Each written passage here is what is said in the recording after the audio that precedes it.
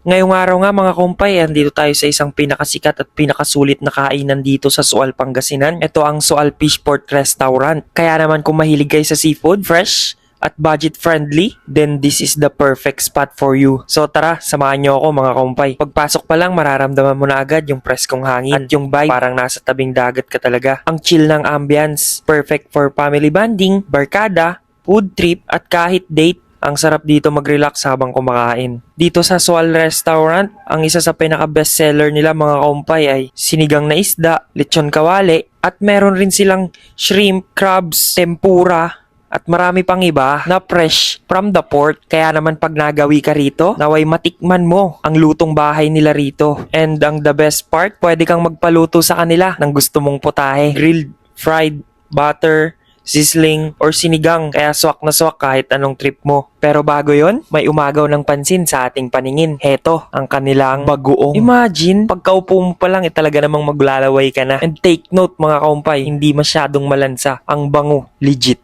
Marami ring bumabalik dito na mga customer dahil quality ang food, ambience, at service nila, panalo. Kaya naman kung magagawi ka rito sa Pangasinan o malapit lang kayo sa Sual, Pangasinan, make sure na dumaan kayo dito sa Sual Fishport Restaurant. Fresh seafoods, budget-friendly meals, at masasarap na lutong bahay. Kaya naman babalik-balikan mo. Heto nga po palang kanilang lokasyon dito sa bayan ng Sual, Pangasinan. Kaya ano pang iniintay nyo?